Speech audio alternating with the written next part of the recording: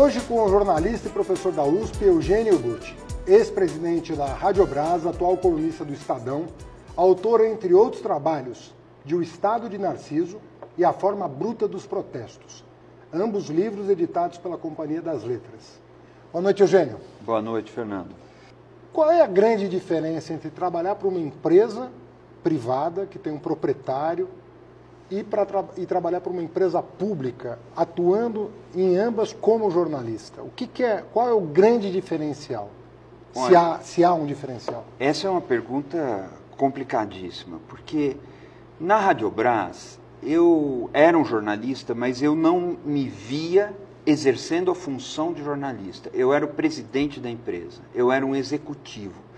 Portanto, eu não desempenhava funções de editor ou de jornalista nas redações. Nós tínhamos um planejamento muito complexo, elaborado na ENAP, que é a Escola de Administração Pública, Escola Nacional de Administração Pública, e tínhamos planos específicos, missões para cada um dos programas, para cada uma das emissoras, e tínhamos aí equipes e jornalistas e editores incumbidos de desempenhar as funções jornalísticas. Eu não apenas não entrava nas funções, eu não fazia edição, não fazia a pauta, não ditava a pauta, como impedia que pessoas de fora dessas funções, inclusive do governo, tentassem interferir nessas pautas.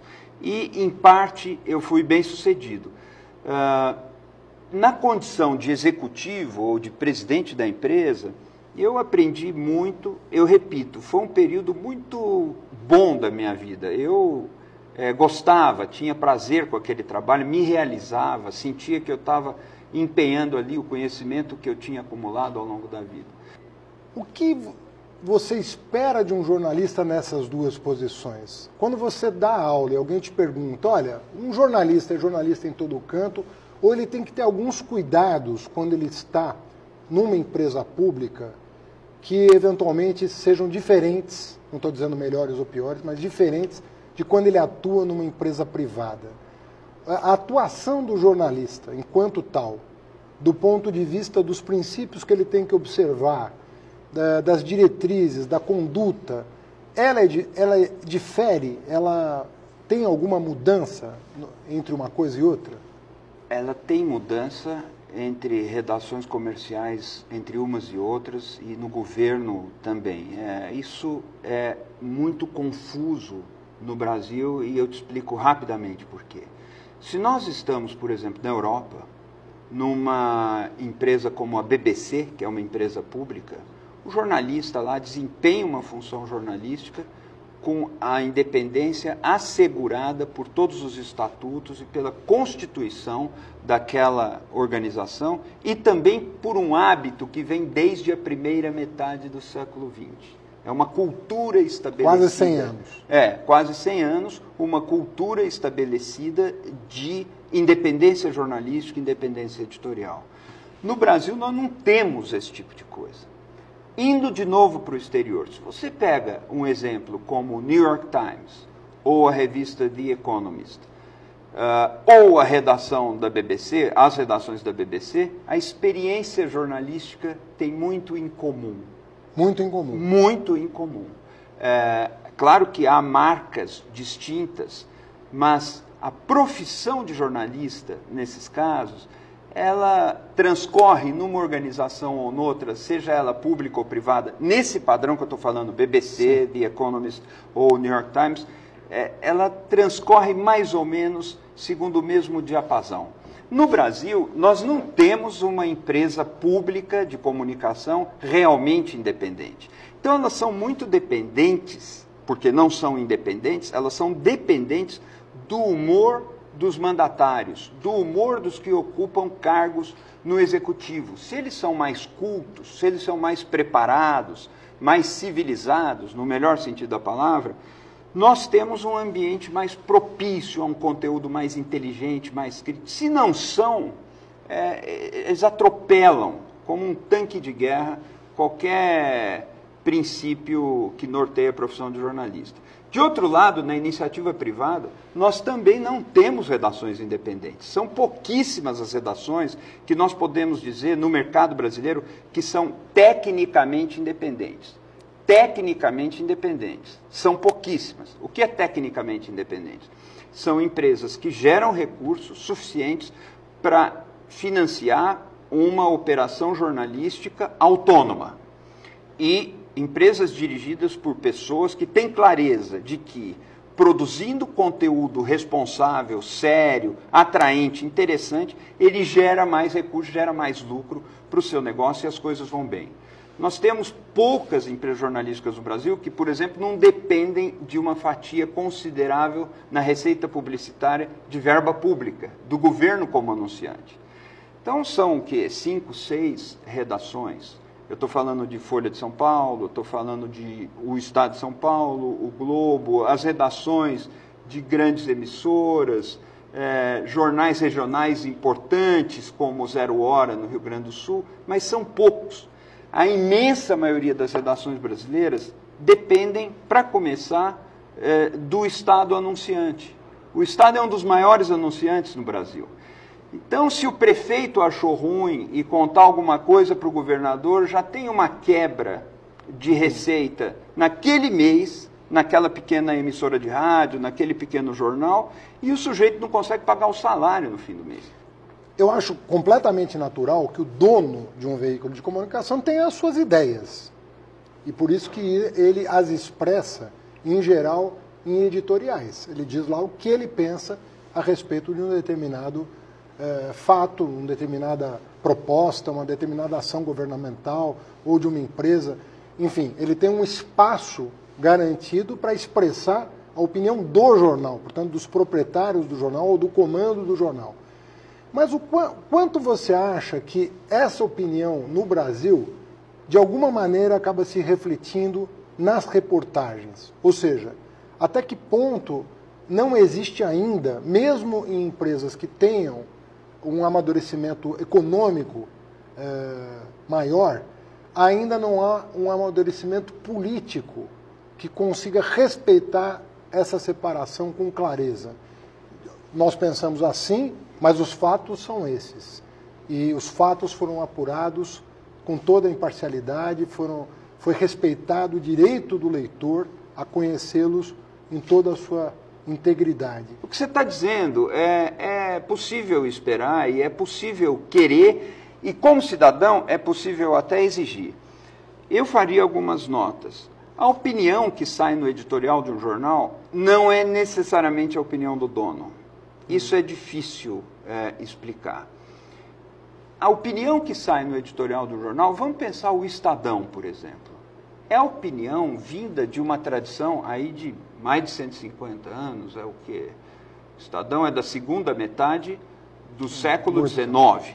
São algumas décadas, tá certo? Mais de um até hoje. século.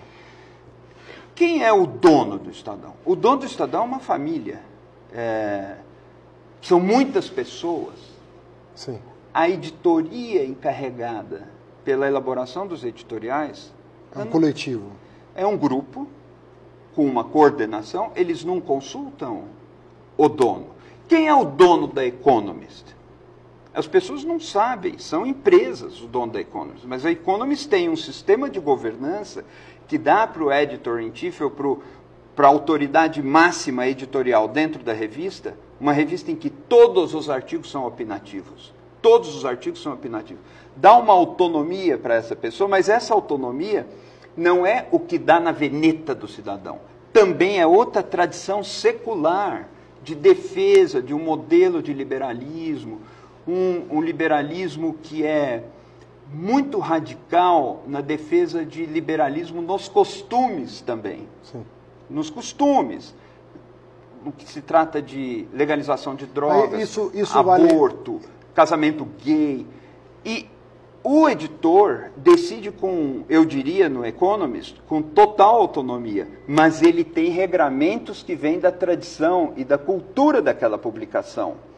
Isso é muito importante entender, que não é o dono que chega lá e vai falando o que vai fazer. Mas isso vale por uma empresa familiar, por exemplo, como a Rede Globo, tem 3 donos. É diferente, é diferente. E aí, como funciona? A tradição da Globo, enquanto o Roberto Marinho era o comandante, há registros publicados, sabidos. Eu não estou aqui dizendo de nada que não seja público. Havia uma interferência direta do dono, Roberto Marinho, nas coberturas. Eu gosto de lembrar uma declaração de Roberto Marinho, que eu considero um dos homens de comunicação mais talentosos do século XX, talvez o mais brilhante do Brasil no século XX. Não vai aqui nenhuma restrição pessoal contra ele, mas ele interferia e ele comandava de forma assertiva o que ia ser publicado ou não. E há uma entrevista dele publicada no Jornal da Tarde em que ele diz, com todas as letras, sim, nós promovemos a eleição do Collor e tínhamos razões para esperar que ele fosse melhor do que foi, etc.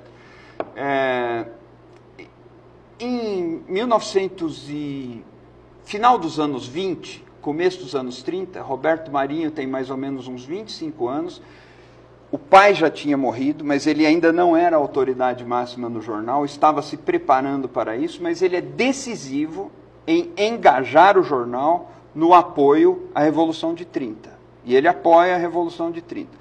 Isso é importante lembrar também, porque o Roberto Marinho é um homem que vem de uma tradição que atravessa todo o século XX, em que não existia simplesmente isso, uma ideia de imprensa independente, profissional, objetiva. Isso foi sendo construído ao longo das décadas. Ao longo do século Qual é o marco? Você consegue... Mas só uma coisa, para a gente não ficar assim. Então, quando a gente fala que o Roberto Marinho conduzia com rédea curta o jornalismo conduzia, nós estamos falando também de uma tradição que tinha esses elementos personalistas do proprietário. A imprensa era um veículo político, partidário, para fazer política partidária.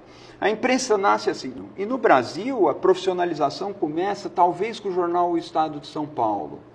O jornal O Estado de São Paulo é um jornal que nasce republicano, mas vai migrando aos poucos. Inclusive o Júlio Mesquita era um militante republicano, ele é eleito deputado, mas ele vai se afastando da política e se dedicando cada vez mais ao jornal, tornando o jornal um ambiente em que havia pessoas monarquistas e pessoas republicanas e de simpatia comunista, como aconteceu com Euclides da Cunha, escrevia lá, e vai descobrindo o que pode ser um jornalismo de mercado. E no final dos anos 20, o Estadão era um jornal relativamente independente em relação ao Partido Republicano, relativamente plural, profissionalizado e muito rico, com faturamento alto. O faturamento do jornal Estado de São Paulo era maior do que a receita de 16 ou 17 dos estados brasileiros na época. Era uma loucura, era um homem muito rico e muito poderoso, fazendo jornalismo, para aquele tempo, profissional, plural, com uma opinião muito forte e independente. E naquele tempo, ele dirigia os editoriais. Com o tempo, o Estadão separou as coisas. O comando dos editoriais é um e o comando da reportagem é outra direção. O jornal dividiu as duas direções. Agora, os editoriais influenciam a redação, mas muito. Influenciam, não deveriam influenciar, mas influenciam. Por quê? Até porque um jovem repórter lê o que o editorial está dizendo, quer ficar bem, não sei o quê, sem saber, ele é influenciado por aquilo. Isso não é bom, mas isso acontece. A regulação econômica, por exemplo, como existe em alguns estados americanos ou em alguns países europeus, da mesma família não ser proprietária numa localidade da rádio, do jornal de maior circulação e da TV de maior audiência. Isso se confunde com censura? É possível você imaginar uma forma de regulação que, para um jornalista da sua qualidade e da qualidade das pessoas que são formadas nas boas faculdades de jornalismo, seja compreensível de que, na verdade, está se defendendo a democracia, ou você vê risco de que uma regulação no Brasil possa acarretar qualquer desdobramento que seja contraproducente, que não seja benéfico para a democracia. Não, Como é que você vê essa questão da regulação? Sempre pontuando que eu estou falando da regulação econômica, evidentemente, da não concentração em poucas mãos de poucos meios de comunicação. Não, Fernando, só vejo a regulação como um antídoto contra a censura. Não é que a regulação acarrete censura. A regulação democrática, ela inibe a censura, ela protege a liberdade, no plano material e no plano formal.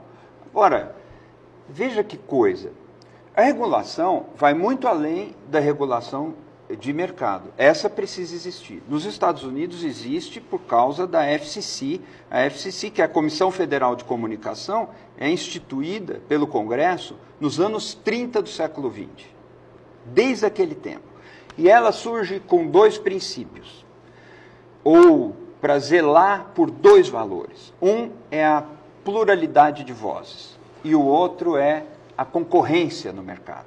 Portanto, ela é uma legislação antitrust, a FCC é uma agência reguladora típica, é uma regulação antitrust, antimonopolista, anticoncentração.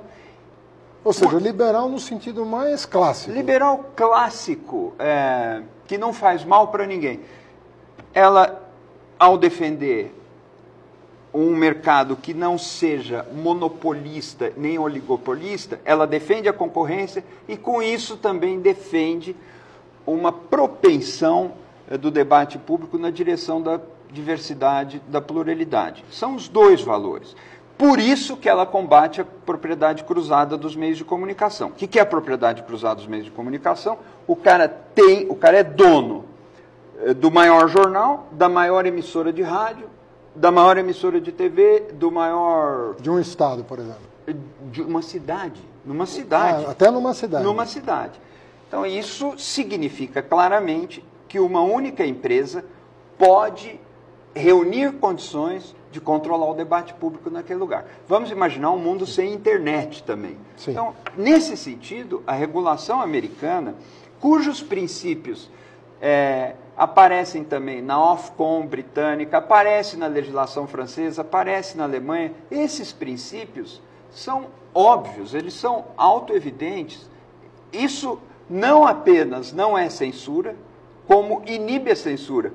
Inibe a censura do Estado e inibe a censura privada. Existe censura privada. Por que você acha, e eu estou fazendo essa pergunta de muito boa fé, por que você acha que quando alguém toca nesse assunto, os próprios jornalistas dos grandes conglomerados são os primeiros a acusar o proponente do debate de estar fazendo o oposto disso? Mas pelo seguinte, tem motivos na então, minha... Não, por isso que eu falo que a pergunta é de boa fé. Mas eu acho estranho, quando você fala disso, já as vozes... Tem alguma... Qual é o temor de dizer, por exemplo, vamos pegar a legislação dos Estados Unidos e discutir no Congresso Nacional, se ela vem ao caso no Brasil? Pois é, eu não entendo isso. Qual que é... Assim, é que até entendo. Mas, assim, é difícil olhar nos olhos de uma pessoa, às vezes um parlamentar, às vezes um dono de emissora, ou às vezes um grande jornalista. Não é possível entender por que esse debate não aconteceu e iria beneficiar os méritos, os grandes valores, os craques do mercado. E iria beneficiar também a comunicação pública.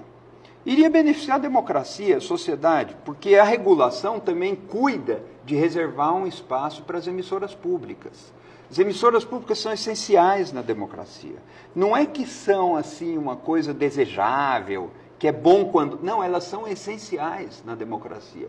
Tanto que existem as rádios da NPR nos Estados Unidos. Adoro o exemplo americano, porque não há nenhuma dúvida de que os Estados Unidos são efetivamente um país capitalista. Só uns loucos que estão por aí acham que o Trump é comunista, mas já vai aparecer. Ele não é.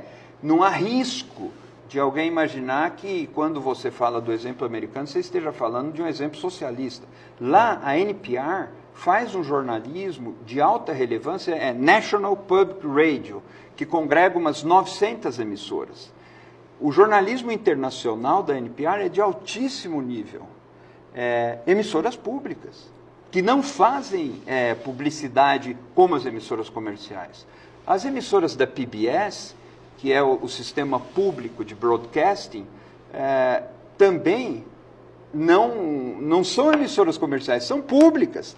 Têm recursos públicos e têm doações feitas pelos cidadãos. Fazem um jornalismo de excelente nível. Então é bom lembrar disso, porque isso também é produto de regulação. Por que surgiram 3 grandes redes de TV nos Estados Unidos? NBC, CBS e ABC. Porque a regulação determinou assim. Era importante que a audiência não fosse monopólio de nenhuma. Era importante que existissem 3 competindo entre si. Isso foi obra da regulação, não foi obra do mercado. De certa maneira, a lei moldou o mercado. A lei induziu ou disciplinou ou programou um mercado. E não é por isso que os Estados Unidos é socialista, claro, ou que é censura. Pelo contrário, a censura fica muito mais difícil. Vamos para a Argentina. O Kirchner, o governo dos Kirchner começou a falar de regulação e adotaram a estratégia de fazer uma regulação do setor quando surgiu uma rusga entre o Clarim e o governo. Entendi. Venezuela. Venezuela não precisa ir longe. A legislação da Venezuela é contra o mercado e abre caminho para a interferência do governo ou do partido ou das organizações no debate público. O exemplo é péssimo também. O Uruguai fez uma boa legislação. A legislação do Uruguai é muito interessante. Chile tem? O Chile é diferente. O Chile tem uma TV pública que só vive de publicidade. O Estado não põe um centavo. Eu tive lá recentemente, num seminário, eles estavam passando os 10 mandamentos. Segundo uma amiga minha, grande jornalista, os 20 mandamentos, a novela da Record. E já estamos nos 30 mandamentos. Estavam passando isso, eles passam atrações de mercado. Por quê? É uma TV pública, porque é do Estado, mas que para viver precisa de publicidade. Qual o efeito disso? Ela fica igual uma TV comercial. Porque ela precisa prestar contas ao mercado, ela precisa ter intervalos comerciais, ela precisa... Não é a propriedade que vai alterar a natureza das coisas. Então, ela é do Estado, mas faz uma TV comercial. Tem os programas de TV comercial mais comuns, então é até desconcertante. Mas o Chile tem uma legislação lá que eu não destacaria como exemplo. E no Brasil, nós tivemos passagens muito infelizes dos governos Lula e Dilma, principalmente do governo Lula. O Lula fez declarações dizendo que a imprensa não podia ser um partido político e tal, e que ia ter regulação. Ora, uma coisa não tem nada a ver com a outra. Você não pode brandir a regulação para dizer que vou me vingar de vocês. Se a imprensa fosse ótima, imparcial, que é até impossível, não existe, mas se ela fosse objetiva, ótima, campeã de independência, nós íamos precisar de regulação. E se a imprensa é péssima, calunia, publica falsidade, nós também vamos precisar de regulação. O comportamento da imprensa não tem nada a ver com essa necessidade que é estrutural do mercado numa sociedade democrática. Precisa de regulação. Não é porque é bom ou ruim, mas os discursos do Lula, às vezes, fizeram essa associação. Nesse sentido, eu acho que as pessoas que recusam a regulação estão mal informadas, em geral. Mas, nesse sentido, o Lula estimulou, com certos discursos, esse temor. E isso foi muito ruim. O que se passa no Brasil que as coisas são tão contidas? Olha, talvez isso incomode um pouco uma pessoa que... Percebe? Você fala, por que não tem pluralidade, né? Assim, o que se passa? São poucos os momentos. Se nós pegarmos o Globo, a Folha e o Estadão, acontecem momentos em que eles têm inclinações díspares, bem centrífugas. Por exemplo, impeachment da Dilma, a Folha defendia a renúncia da Dilma e do Temer. O Estadão defendia uma outra coisa e o Globo defendia outra coisa diferente.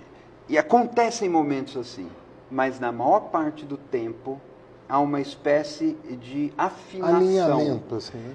não é um alinhamento porque ele não é concertado, né? Ele não tem uma reunião em que eles... Mas há processo. É um processo de aproximação, assim. Como se os fundamentos dos três coincidissem. E eles... Então, se dá mesmo esse efeito de que nós não temos uma diversidade como seria desejável. A diversidade de vozes da sociedade brasileira não se traduz na diversidade de vozes da imprensa que realmente conta no Brasil.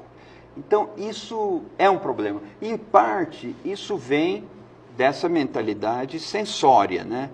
Quem diz, aliás, a primeira vez que eu li que no Brasil a imprensa nasceu depois da censura é um livro do professor Luiz Milanese, O que é Biblioteca?